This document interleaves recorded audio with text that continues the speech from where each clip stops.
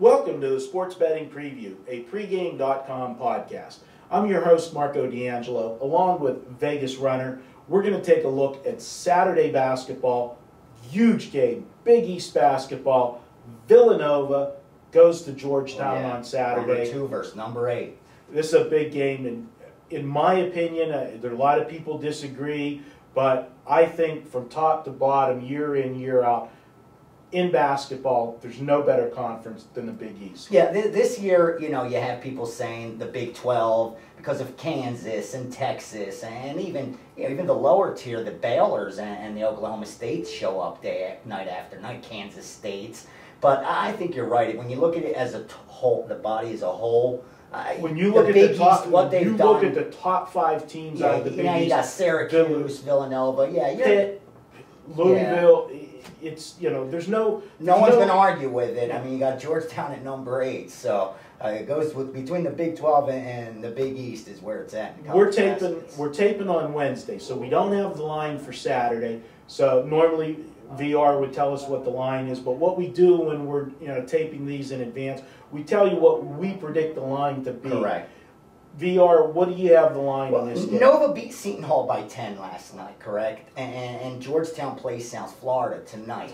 So I don't think it'll have too huge of an impact because Nova didn't cover last night. It fell right near the number. And I don't think... They won by 10, laying 10.5. Yeah, and I don't think South Florida is going to upset Georgetown tonight. So I think we're looking where we could kind of create the number, not have perception play too much into it.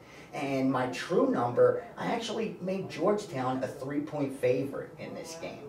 And I set the total high, I think. I set it around 154, and I think it's still high. Especially when you look at the first game where they only scored, the total, was 147. They did score 159.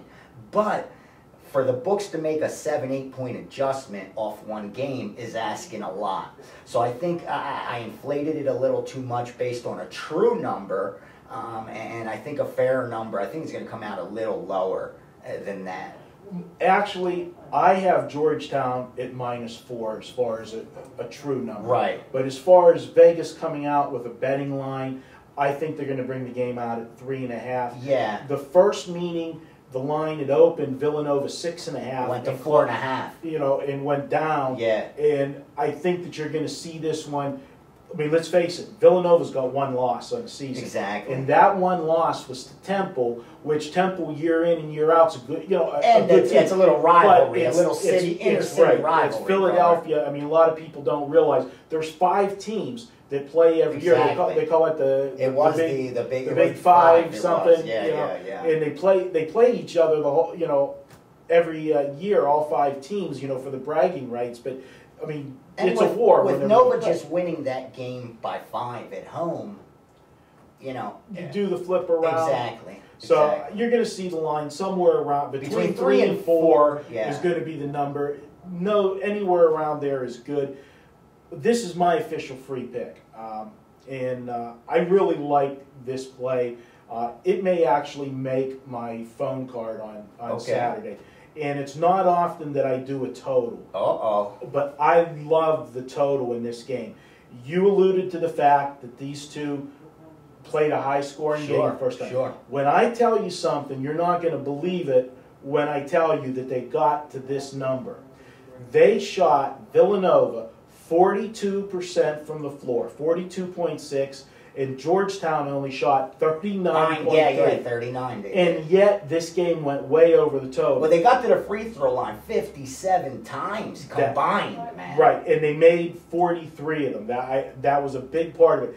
But what people look at, they're going to say, okay, oh my God, they shot so poorly, and yet they still got so many points. Right. Imagine if they hit their average around 43 or 44. Wrong, totally wrong. Because what happens is when you miss shots, there's rebounds, there's quick outs, and you're able to force the ball up the tempo. You push the tempo up the floor in transition because you go up, you get a defensive rebound, you kick it out to your wingman, and you're flying through. Where when you're knocking down the shots, you take the ball out of bounds. If Georgetown, which is a team that loves to press, right. Villanova can play good defense too.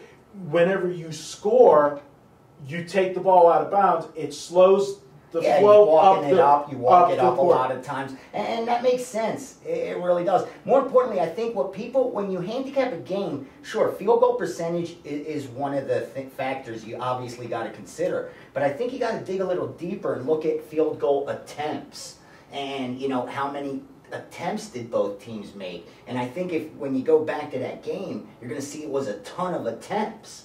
Even though they only shot 41%, 39%.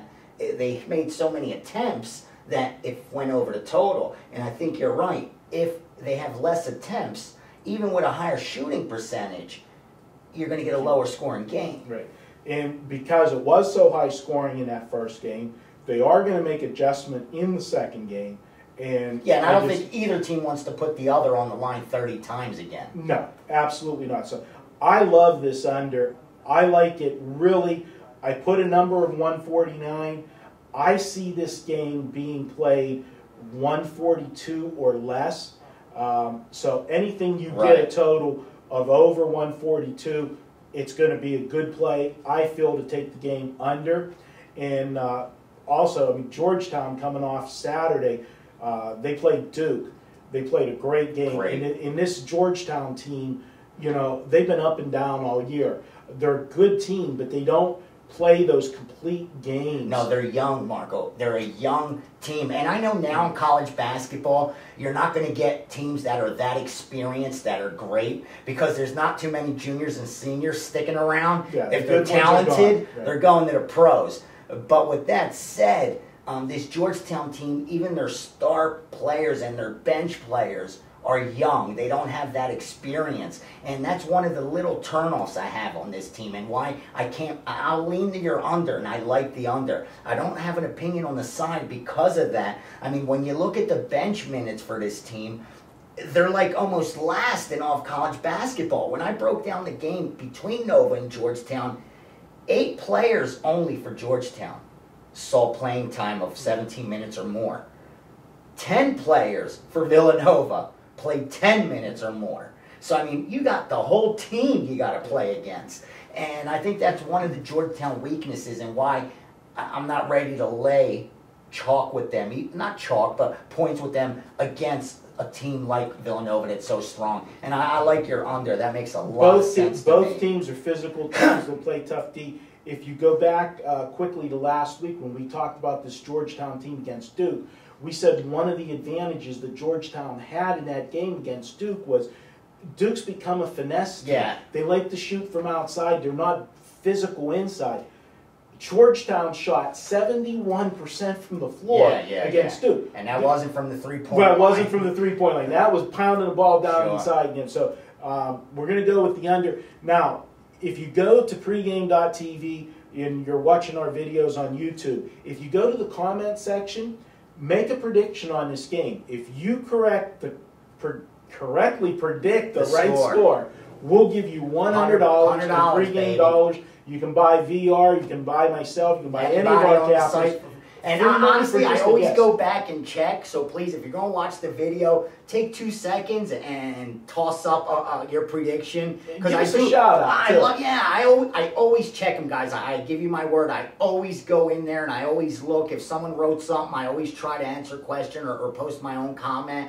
And I love seeing what you guys predict. So if you get a second, please toss one out there for VR. No problem. And we're almost out of time, so I'm going to wrap this up.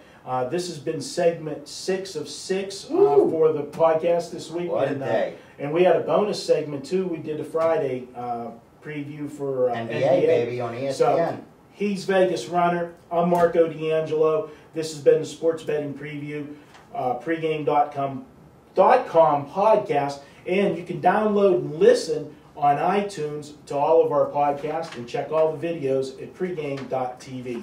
We'll talk to you next week.